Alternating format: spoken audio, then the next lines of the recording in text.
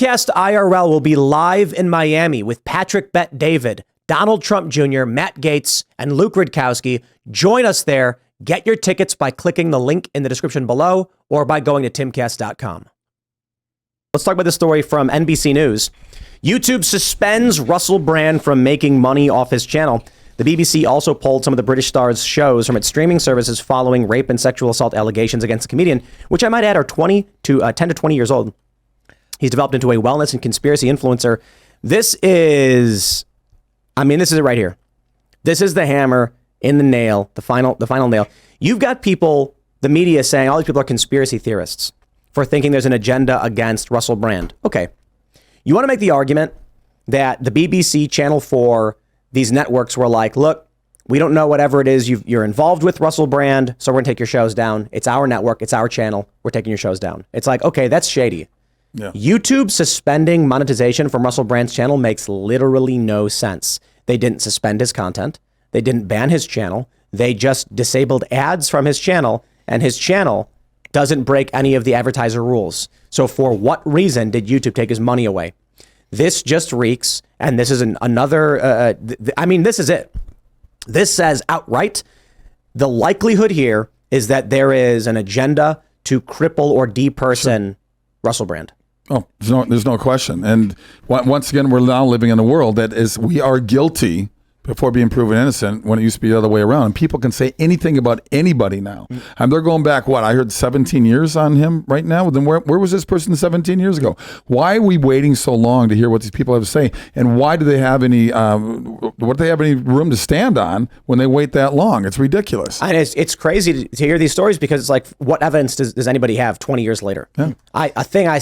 Look what they did to Kavanaugh. Right. Trying to put him on the Supreme Court. There's already the text messages, the wonky looking text message that's very clearly doctored from Russell Brand. That's the lines don't add up. The texts are in different shades. It's all sorts of not exactly, you don't buy it, right? You're like, did you look at that? Did you look at, okay, so there's a text message in which he apologizes to the woman, and if you look at it, it's missing timestamps. The text, half the text is in bold, half the text is not. It doesn't align on the left and the right. It's off angle. It doesn't say iMessage rather than text message. There's all sorts of problems with it, but it goes beyond that now, right? We're past, yesterday was about guilt or innocence, and in Me Too cases, you just don't know. Like, at the end of the day, you're gonna have to take your on what side do you fall, and then say, look, I'm never going to know the answer to this. It's going to be he said, she said. So what do you do? Now we have to ask the question. It's no longer about guilt or innocence. That will be decided in the court of public opinion. Now it's looking like the government is looking into possibly charging him. Who knows? Now it's about what's the fallout? Is the timing suspicious? The timing is absolutely suspicious. He has 6 million followers, 6 million subscribers on YouTube, and he speaks out a lot against, Tim, you mentioned Ukraine and war. He's also very much in against big pharma. And in election cycles that are decided by a few 100,000 votes, a guy with 6 million subscribers who reaches a lot of people has a lot of pull. So when people say, like, it sounds conspiratorial that they would try to take this guy out, I say, no, it doesn't. Like, do I buy it? No, I don't know for sure. But I know that the government, especially our government, has done a lot worse for a lot less. Well, so here's the issue with your text message thing. At this point, all of the media outlets that are covering the story have already created their own graphics of those texts, so you can't. I can't look. I can't find what you're talking about. There's something about this text that someone pointed out, a lawyer, I think it was, and we can look at this text and read through this text as you want. The last thing she writes to him is that she prides herself. She used the wrong word, but on being safe and trying to make the right decisions. Obviously, this was a bad one, so she's acknowledging that she made the decision to do what she did, which a lawyer said that kind of indicates that it wasn't rape. But it's beyond the language. It's about the fact that it looks doctored. If there's a but even YouTuber, that they're not even talking about anything specific. Yeah. For all we know, he could be talking about he had her. He was screaming and ranting about how he was going to eat 27 milkshakes, and then he had to apologize her because he was like, "Oh, I'm so sorry. I behaved that way." And she's like, "You freaked me out last night. That was inappropriate." I think she got a rape kit. This girl. The next day, that same day, she went to a rape crisis center. She had a kit done. She did not choose to press charges back then. Now they're saying that all of the women that have come forward, one actually is named. It escapes me off the top of my head. So out of 5 women, 1 actually gave her name. And they talk a lot in the segment. They're talking about the bravery of these women. I said the woman who gave her name is brave. The woman who actually comes forward and puts herself in the public eye is brave. The rest of this is like, look, we still live in a country that operates under the premise of innocence until proven guilty.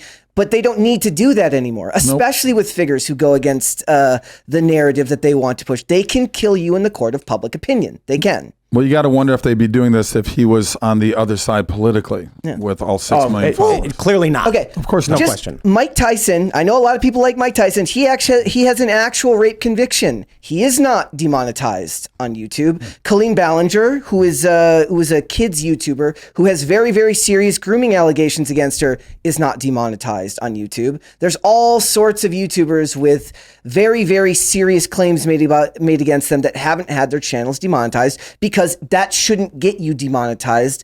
It has to be something that is done in a court of law, and it's third party, it's off app behavior anyways. Like, they don't really have a leg to stand on. Luke pointed out Cardi B. Didn't she admit to raping guys? No, she drugged and robbed men who paid her for sex. Okay. And then a lot of people have a hard time with that one because they're like, look, these guys are suckers. They set themselves up for that. I'm like, that doesn't matter. There was still something done against them. It's like, but the point Cardi is, B was a hooker? Yes, she was a stripper and a lady of the night. Yes, a lady of the night. We'll say that. And there's just in an industry that loves to promote horrible behavior. Here's another thing. There's a show. This was everything about Russell Brand is coming out on Channel 4 right now. There's a show called Naked Education on Channel 4 that runs right now, in which adults stand naked in front of children so that they can help destigmatize different body types. Am I supposed to buy that Channel 4, who runs that show, is the bastion of good consciousness?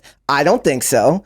And it's insane. Nobody deserves to be lectured by these scumbags. Well, this is like January 6th. It's all selective attacks. They just decide who they want to choose and when they want to choose. And if they're hurting us, we're going to take them down. When I say us, you're talking about government, you're talking about pharma companies, you're talking about whatever it may be that is going to be against the agenda of what the left wants. And when you mention hypocrisy, it's exactly right. They don't care if they're hypocritical. No. That doesn't matter to them. They're blatant about it. There's no truth but power. There's a great video, and I'm sure you've seen this. It's got to be like 3-4 years ago when Nancy Pelosi's up in front of the press and say, we create a smear.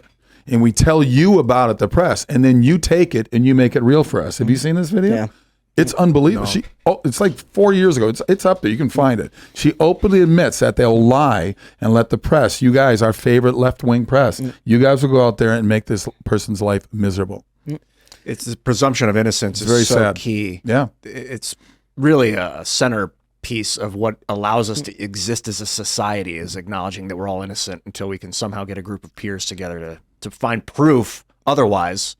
But that doesn't mean that corporations don't have immense power and control over your finances. Well, and with cases like this, it plays on our imminent desire to protect other people, right? So it's very, very hard to come out and say to someone like, look, I can't take your word for it on something like this. And this was what happened. Look, there is also, it's to your point, Danny Masterson, who was just convicted, there was no benefit of the doubt given to him because he's part of the mainstream and he's a Scientologist, so he has that working against him. So people are saying, lock him up, throw away the key with something like that. Now we have Russell Brand, and you have to wonder, why is he being targeted? The Danny Masterson is different. This is this case.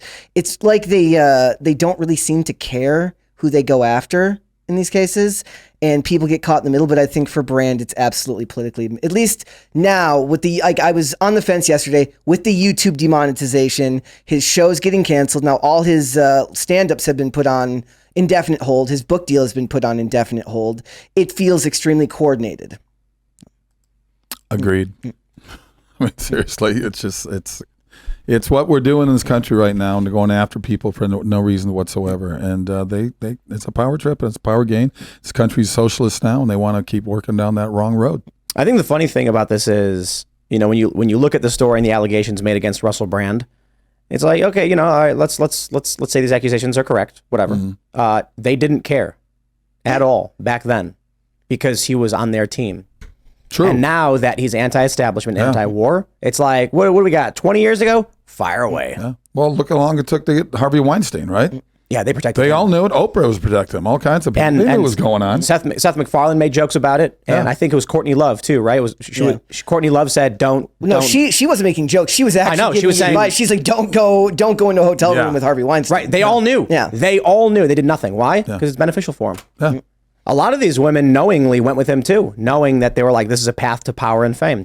There have also been women that are coming out and saying like, "I've had no bad experiences with Russell Brand," and then people are like, "Well, what does that matter? Because these accusations say he does." I'm like, exactly. That does not hold any more weight than that. In this case, outside of the fact that you can't prove in a court of law that any of this happened, what is a general person supposed to do in this other than say, "I don't know, maybe not." And Honestly- YouTube should not. I think Russell Brand should sue Google for like breach of contract or something. People need to understand that the agreements that you have when you sign up for one of these services is a mutual contract. They tend to be, of course, obviously very favorable to the corporation because it's not like you get it redlined and send it back or anything like that. But Russell Brand's got a monetary deal with YouTube. He produces, they run ads, they split the money in a certain percentage. Sure. If YouTube is going to arbitrarily shut his channel down when he broke no rules, I think I'm not a lawyer, but I think that there is a claim here because YouTube is going to have to justify in court that for no reason at all, or actually, this is different. These contracts always say we can terminate your account for no reason. And there's questions in certain states or wherever in the United States whether or not that matters, especially when YouTube is now saying they suspended Russell Brand because of the allegations. Yeah. When they said offline behavior, now they've given a reason. Now Russell Brand can cite that reason as the potential violation of the contract. And this has been going on beyond just YouTube. I mean, Patreon has been doing this to people for years, kicking them off the platform because of off-brand behavior and stuff like that. Off-platform behavior. But also, like, not just that, but like we had videos. So me, Andy Senior had videos that were all demonetized or at least limited ad revenue, just talking about it. And there was nothing in the language in any of our titles, nothing in any of our thumbnails that would have triggered anything like that. And that's a problem when they're clearly, if you look up anything to do with Russell Brand now on YouTube, now maybe it's different now, but as of 4 hours ago, before we went live, I saw you covered it this morning, right? And that by the time we went live, your video had 88,000 views at that time, right? And the nearest one that I saw in the top 5 to 6 search results on YouTube was about 44,000. I think that was from the USA Today or something like that. But that was from yesterday. Now, every single one on the entire first page of search results were all what they call authoritative news sources. So you're only getting one side of the story anyways. My video on the Russell Brand story got, as of this morning, it got 310,000 views. In I'm just talking about your demonetized one. I'm just talking about the one from this morning. It's not demonetized. No, I'm saying the one talking about his demonetization. Oh, right. That one had more views than the highest viewed of any of the mainstream news sources on that first page. Nowhere to be seen because they want to be able to control who sees what and who gets what information. And for people who are listening, and I'll tell you, I think if YouTube had their way, this show would not exist. But the thing that YouTube does is suppression and removal from the algorithm. And the problem that they're facing is people choose to watch this show knowingly, which means for a lot of people who produce content, it's the front page recommendation where people will find the content. And that's true for a lot of the clips we produce from this show. And the clips we produce, viewership is lower than it used to be because they have been suppressing us. And we get a lot of people who message us saying like, the live show didn't appear today. I had to type it in and find it. And I'm like, that's right. But it's really hard. So they try to be careful because they don't want to do outright no reason bans of big content because it creates a PR storm and potential legal issues. So they go for the suppression route and hope that you eventually fade into obscurity and then cease to exist. Sure. Well, that's what Facebook did to me. Right. But if people watching this show share the URL and then through text messages, through X, through whatever, YouTube can remove it from the front page. Or sometimes people tell us they'll go to youtube.com/TimcastIRL and it doesn't even appear on the channel page. We'll have people who say it's not even on the live Do tab. you ever contact them and say, what are you guys doing? Why is They this say, happening? oops. Yeah. Whoops. Oh, yeah. Oopsie daisy. Well, that's Hollywood creative accounting as well. You'll find their if you make a back end deal in Hollywood, that means you're pretty much going to take it in the back end because they're going to do everything they can not to pay you. Yeah. And it is, they even coined the term creative accounting. Yeah. If you listen to anybody in these studios, they're going to say any show didn't make any money. They're just going to say it until you come after them. Disney movies are all bankrupt. Oh, we didn't make any money, but we just keep making movies out of the goodness of our heart. But it's just amazing. But for YouTube to take him down, to stop him from making money, to me already says, oh, he's guilty. And this is what's going on right now. We're saying people are guilty before they do it, and Hollywood's going to keep doing that. I loved when Ricky Gervais got up. What is it? Was it the Golden Globes he hosted like 4 years in a row? Yeah. He even said to Hollywood, he goes, if the Taliban had a film fund, you'd be the first people to sign up. Yep. Because that's what they do. He also, I guess it is fair to point out that he's not banned from YouTube. He's just demonetized, which is just to disincentivize him from using it. But hopefully Rumble will get something out of demonetizing reduces your viewership in the algorithm. So this has long been the case. I don't know. I can't speak to what YouTube's algorithm is definitively. I don't know, but it has long been the case that many of the research scientists who use YouTube, and a lot of these, there are a lot of people who like try and track and figure out how YouTube works. If you are not running ads in your content, YouTube is less likely to show your content. Duh. Yeah. YouTube's going to be like, hey, if you don't put ads in your content, we don't make money from it. It costs us money, so we're not going to show it. Yeah. So if they demonetize brand, they're likely going to stop showing his videos in the recommended feed or whatever, but like they were for the most part anyway. And this is the issue with a potential agenda against Russell Brand. He's too famous. He's got, what does he have, 12 million followers or whatever on X? Yeah. He's got 6 million on YouTube, and he's anti-Ukraine war. A lot of people think that they're going after Russell Brand because of the COVID video where he talks about big pharma. And I'm like, look, man, you go after a big corporation, they smear you. You go after the government by saying no war in Ukraine, and the intelligence agency says, what was it Biden who said this? Who said this? Was it Schumer? They got 6 waves from Sunday to deal with people like you or something like that. Ugh. Sounds like a Schumer thing. Yeah, they're talking about Trump. So, I'd imagine this has more to do with the fact that a high-profile celebrity is generating massive opposition to their war effort in Ukraine. Yeah. And right in time for the election next year. It's interesting, isn't it? 1 year out, remember when they got rid of Alex Jones? Yeah. They got rid of Alex Jones and Paul Joseph Watson and Milo and Laura Loomer. See, and that's the crazy thing. Like when we were talking about this earlier, we were getting everything ready. I'm like, who are the people that were banned? Like I remember, everybody remembers Alex Jones, and it's like this is the point. We couldn't remember him.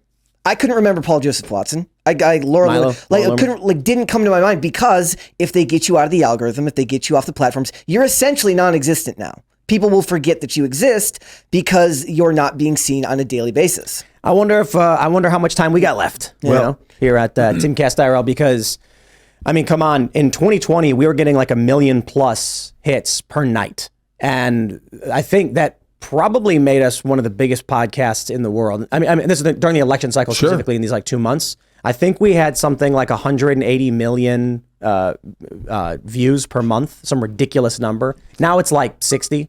So it's like still really good. Really good. And as we're entering 2024, it's likely that we're going to get massive viewership again because we are for whatever reason, people like you guys listening, you like watching the show. I imagine that they're going to look, they go with the biggest voices first. They're watching you, that's for sure. Absolutely. Yeah. Suddenly a bunch of abused chickens are just going to come out of the woodwork, and we're going to have to deal with allegations in the company. I don't know. I think it'll just be like what they do with Crowder, right? So there's nothing to come out against Crowder with, like, oh, he's getting divorced. They try and smear him over that stuff. And it's like, you can't, there's nothing really there than some personal issues.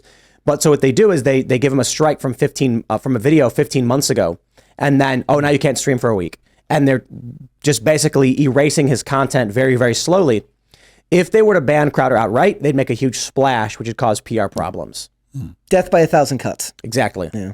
Slowly over time, they will seek to remove people. I think that may be considered a human rights violation in the future for a corporation to strip you of your bank account access, or for a company to strip you of your monetization. I think it should be considered a human rights violation right now, but I imagine that the direction we are going in this culture war is that they're going to keep doing it, and it won't be a violation. That it could lead towards that, and then there's some sort of devolvement and dissolution of the human species, and that we have a third world war, and then from the ashes we create something where we're like, we cannot make that mistake again. It might go that route. Yes. Or it might go the route that we integrate a digital human rights bill. Thanks for watching this clip from the Timcast IRL podcast. Hang out with us live Monday through Friday at 8 p.m. And become a member over at timcast.com for uncensored, members-only shows exclusive.